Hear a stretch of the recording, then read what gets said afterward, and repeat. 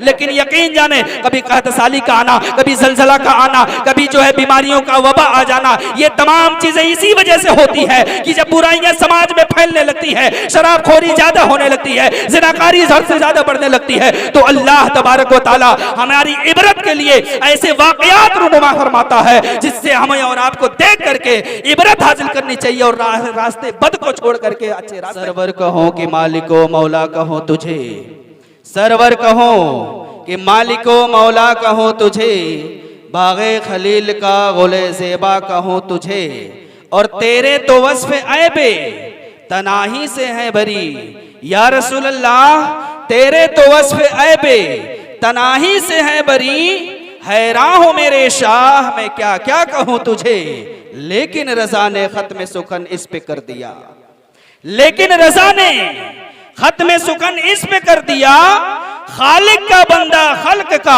आका कहूँ तुझे, खालिक का बंदा खल्क का आका कहूँ तुझे।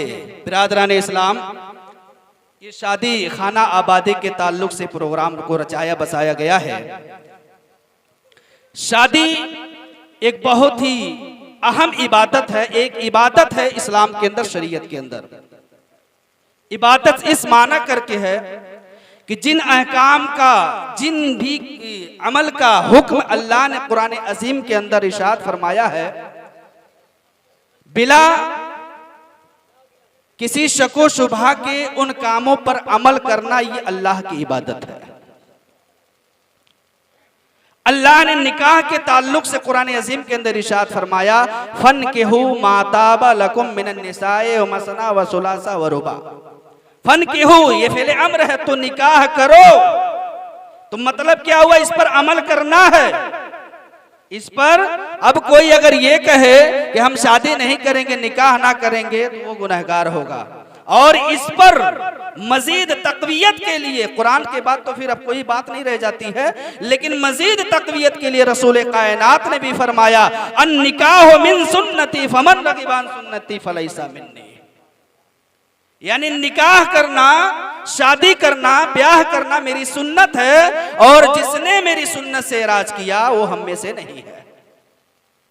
तो ये शादी करना, निकाह करना रसूल पाक सल्लल्लाहु अलैहि वसल्लम की सुन्नत भी है और कुरान का हुक्म भी है।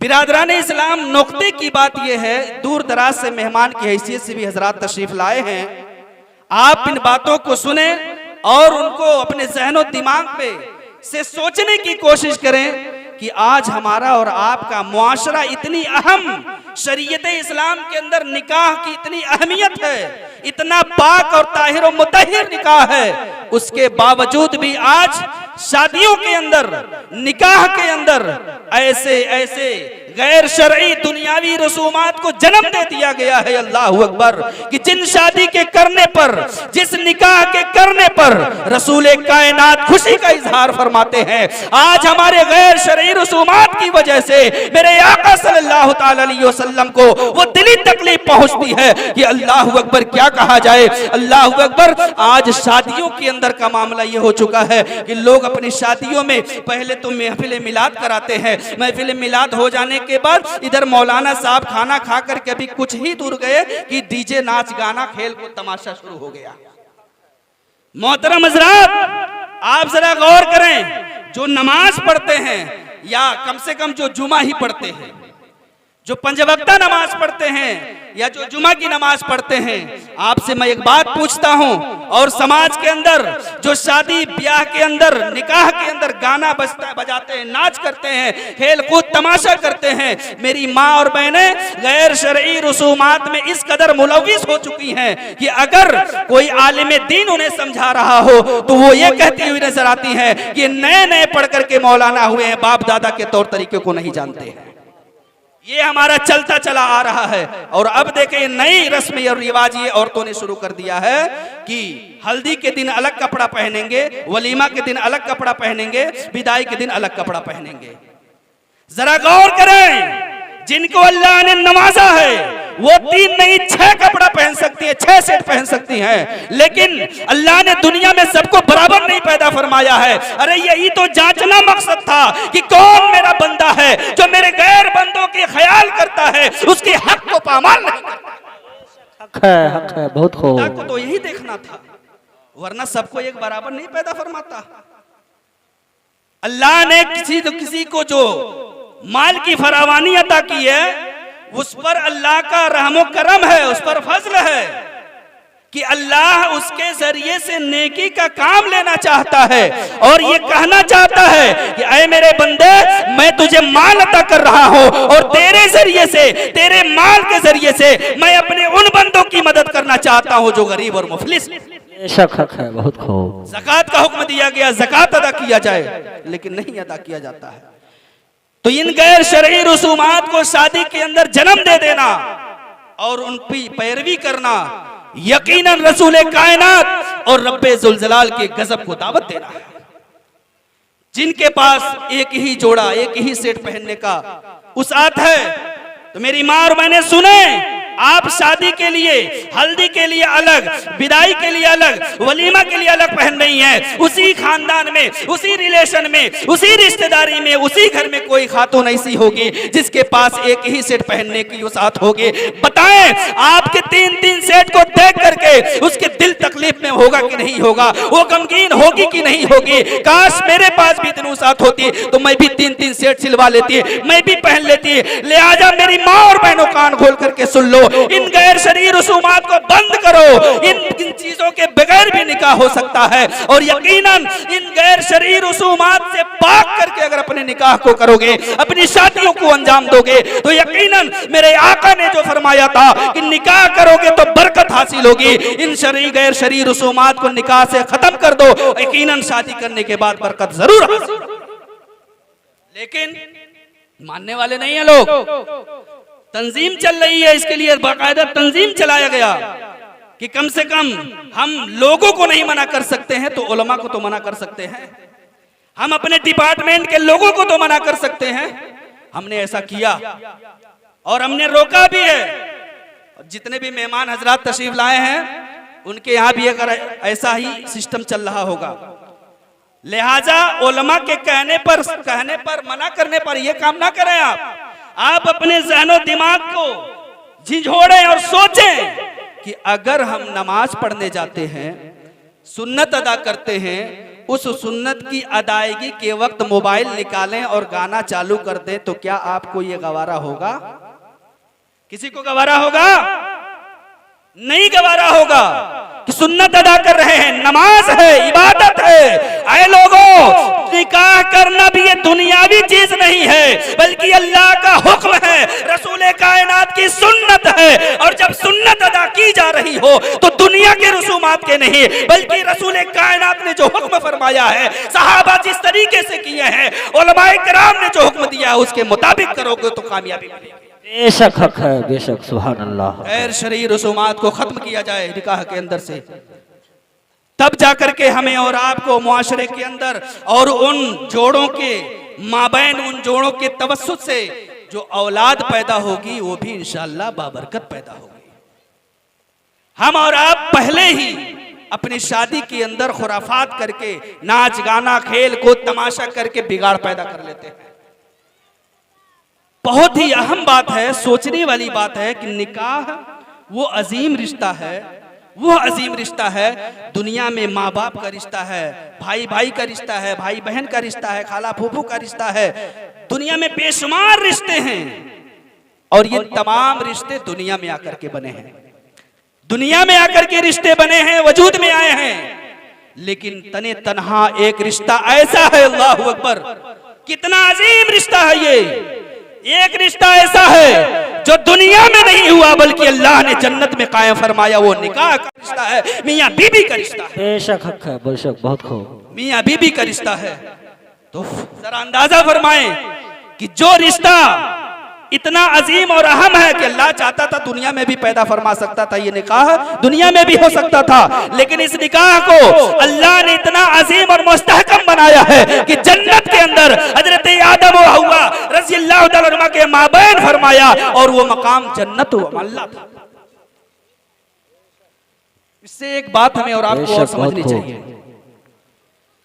हमारे बाप दादा हजरत आदम अलैहिस्सलाम इन्हीं की नस्ल इंसानी है ना, हजरत आदम और हजरत हव्वा, इन्हीं के जरिए से तमाम नौ इंसान की तख्लीक हुई है, लिहाजा वो हमारे बाप हुए, हजरत अम्मा हुआ हमारी माँ हुई। दुनिया में इंसान कहीं कहीं भी चला जाए, दुनिया में किसी भी जगह चला जाए, लेकिन जब उसे आना रहता है तो अपने बाप के ही घर आता है। आता है कि नहीं आता है? हम और आप देश परदेश विदेश जाते हैं कमाने के लिए, कस्बे माल के लिए जाते हैं ना, तो वापस जब आते हैं तो कहाँ आते हैं? अपने बाप के घर आते हैं, जहां पैदाइश हुई है वहां आते हैं। चाहे जाए कि कहीं जमीन खरीद करके मकान खरीद कहीं और बना ले, लेकिन बपौती जिसे कहा जाता है, बपंसी जिसे कहा जाता है, हम अपने घर लौट कर आते हैं, अपने बाप के घर आते हैं। तो ये रिश्ता, ये निकाह मियां बीबी का रिश्ता अल्लाह ने जन्नत में कायम फरमा करके हमें और आपको बताया कि आए मेरे बंदों, तुम सफर पर जा रहे हो, दुनिया तुम्हारे लिए कैद खाना है, तो दारुल अमल है। तुम दुनिया में जाओगे, तुम अमल करोगे, मुझे अच्छा मेरे इबादत करोगे, मुझे राजी करोगे, मुझे खुश करोगे, और यकीनन तुम्हें ऐसा ही करना है। अगर तुम ऐसा करोगे तो तुम अपने बाप के घर जन्नत में आओगे। अगर तुमने ऐसा ना किया तो तुम्हारा बाप तुम्हें धुतकार करके अपने घर से बाहर कर देगा। कर देगा कि नहीं कर देगा? हजरत आदम आए, वो भी अल्लाह का पैगाम लेकर के आए, हजरत मूसा आए, वो भी अल्लाह का पैगाम लेकर। ऐसा नहीं है कि सूफी साहब बैठे हैं, हुजूर मुफ्ती साहब बैठे हुए हैं, तो अब इनका कोई चाहने वाला हो और कहे हजरत हम आपसे बहुत मोहब्बत करते हैं, हजरत कहें कि 5 वक्त की नमाज पढ़ या मेरे लिए एक गिलास पानी लेकर के वो मना कर दे, तो हजरत कहेंगे तो मुझसे मोहब्बत करता है? नहीं ना।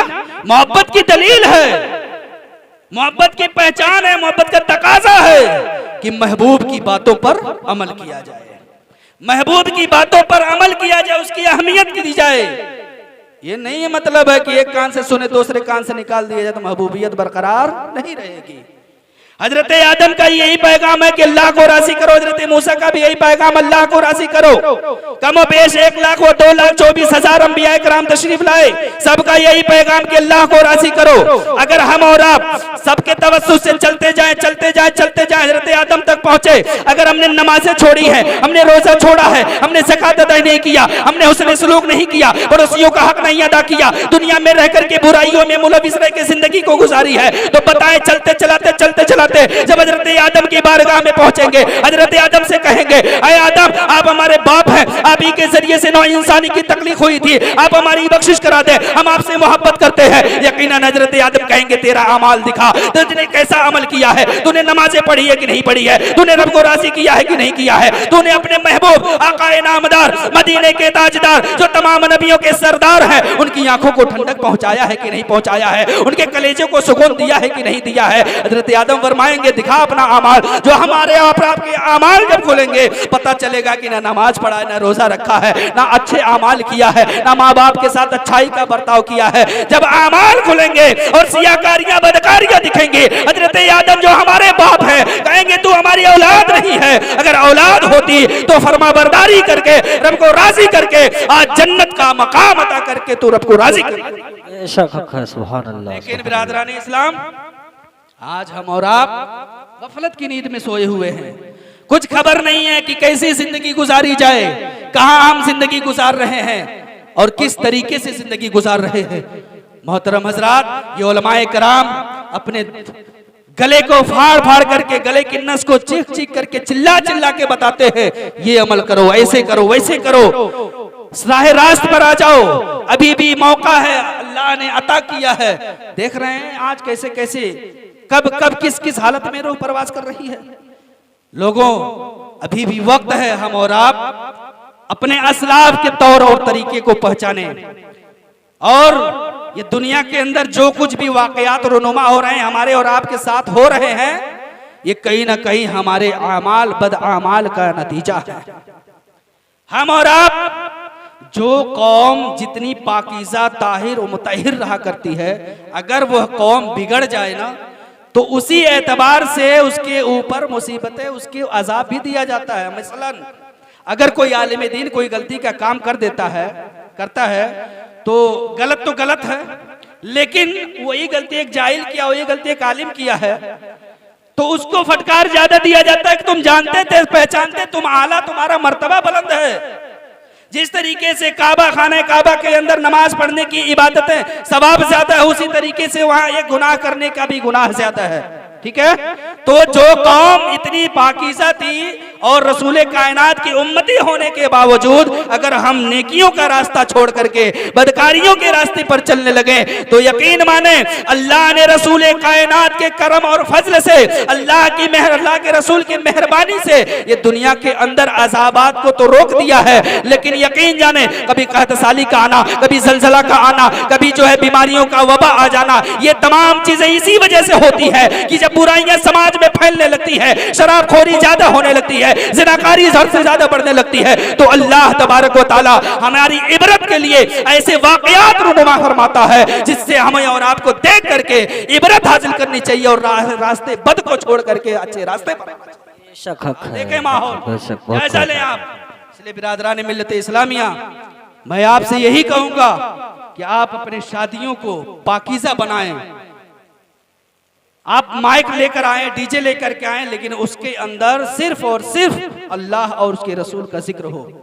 मेरी माँ और मैंने शादी से पहले चादर गागर पता नहीं क्या क्या लेकर के निकलती हैं। यकीन जाने, एक बात मेरी सुन लें कि दुनिया का कोई भी अच्छा से अच्छा काम हो, कितना भी अच्छा काम हो, हजरत मुफ्ती साहब तशरीफ रखते हैं, उलमाए कराम हैं, कितना भी अच्छा से अच्छा काम हो, मेरी माँ और बहनों सुन लो, अगर आपको नमाज की इबादत के लिए, अल्लाह को राज़ी करने के लिए, नमाज पढ़ने के लिए मस्जिद में जाने की इजाजत नहीं है तो बताएं दुनिया का वो कौन सा काम होगा जो आपको बेपर्दा करने पर मजबूर कर रही है। अगर आप ये सोचती हैं कि हम बाहर निकल करके बेपर्दगी का मुजाहरा करके रब को राज़ी कर लेंगे, निकाह के अंदर बाहर निकल करके हम अच्छा काम कर रहे हैं, तो ये अच्छा काम नहीं है, बल्कि आप एक एक कदम पर, अपने हर कदम पर बुराइयों का इकट्ठा कर रही है, बुराइयां इकट्ठा कर रही है।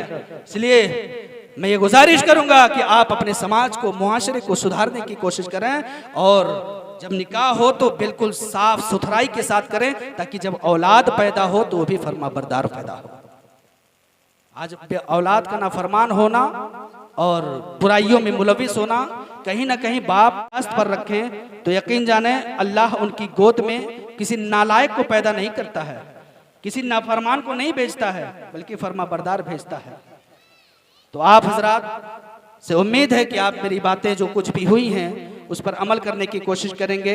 मैंने जो कुछ भी बयान करने की जसारत की है इन उलमाए कराम बुजुर्गान दीन की मौजूदगी में, अगर मुझसे कहने में, सुनाने में किसी किस्म की गलती हुई हो, कोताही हुई हो, लग़्ज़िश हुई हो तो अल्लाह की बारगाह में तौबा है। अस्तग़फिरुल्लाह रब्बी मिन कुल्लि ज़ंबि व अतूबु इलैह। अस्सलामु अलैकुम व रहमतुल्लाहि व बरकातुहू।